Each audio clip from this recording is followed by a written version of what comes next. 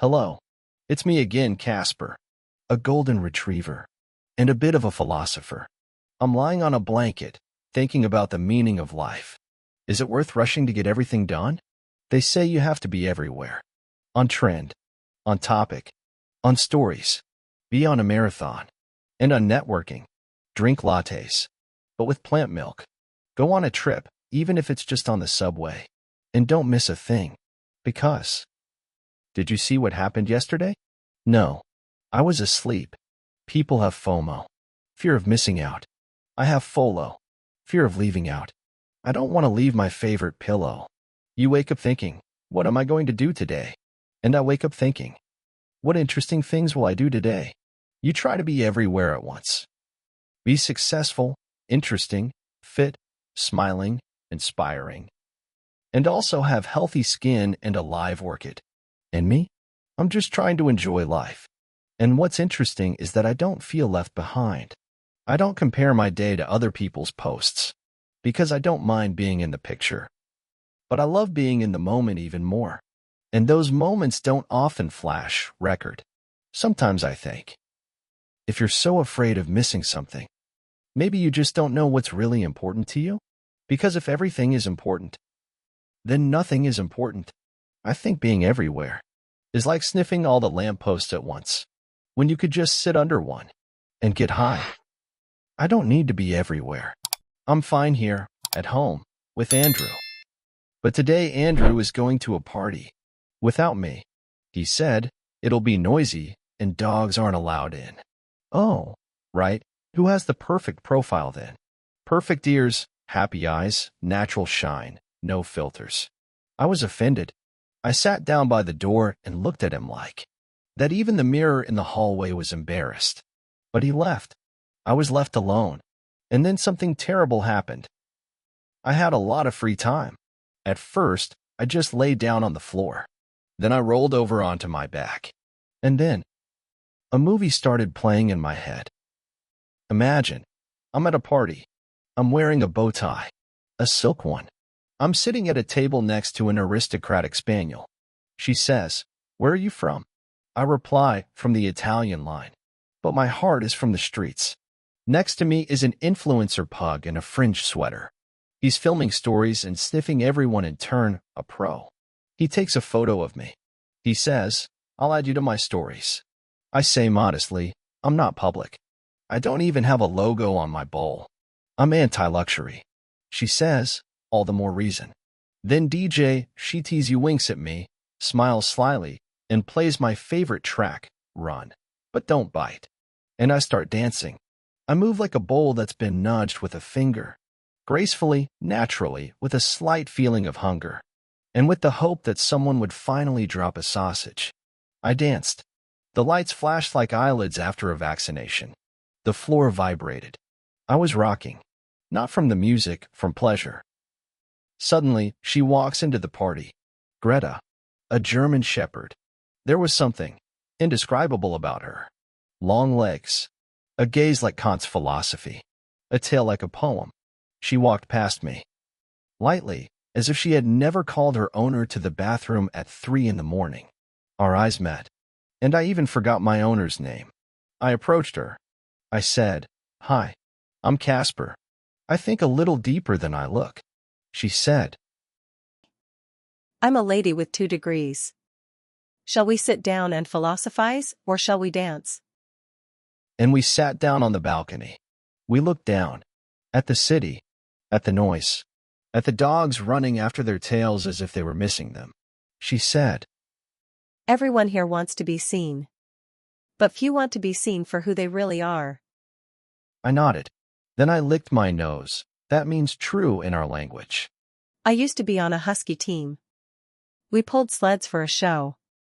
At first, it was fun, the audience, the music, the host in a red suit, photos, videos, and even commercials for salmon-flavored dog food that we had never tried. I was in the center of the posters. Greta, the star of the winter drive. It sounds impressive. But in reality, I was just pulling. Not the sled, the attention. I knew when to nod. When to smile, we can do that too, just subtly. And even when to lick the trainer, on camera, of course. But then there was one night. We returned after filming. Everyone dispersed.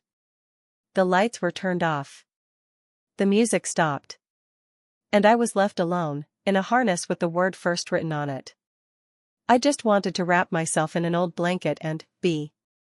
But the blanket was a prop. And it had already been taken away. And I was left in glitter. And I was terribly cold. And you know what I felt? Emptiness. Because being first is cool. But when you don't know who you are without a number on your back, it's scary. I remember once I ran away from the stage.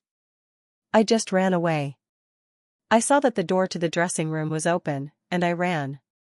People thought it was part of the show. They laughed and took videos. And I just ran. With every step, it became easier to breathe. Then they found me. They put me in a car. They tried to take me back to the arena. But I was already different. Since then, I haven't been on display. I chose a blanket. And silence. And people who stroke me. Greta fell silent. But not because she had finished. It was because she didn't need to say anything more. Then she suddenly stood up and said, "Let's go." We walked through the hall, past basset hounds in sneakers and a poodle on a hoverboard. The driver is waiting for us at the exit. It's the same pug in a sweater, he's moonlighting. I sit down next to her. And when she touches my paw, everything around me disappears. The world, the music, the swearing, everything dissolved. And suddenly, unexpectedly, a memory came over me. I was a puppy. Small. I didn't know where the end of my tail was or where the world began. Andrew took me for my first walk. I walked beside him like a hero until I saw my shadow. I got scared. I started barking. She didn't respond. I jumped, spun around, pulled myself by my tail, but she was silent, just repeating everything I did. Andrew sat down next to me and said, "That's you. Just a little to the side, but it's still you." He patted me on the head, and I calmed down. From that day on, I understood.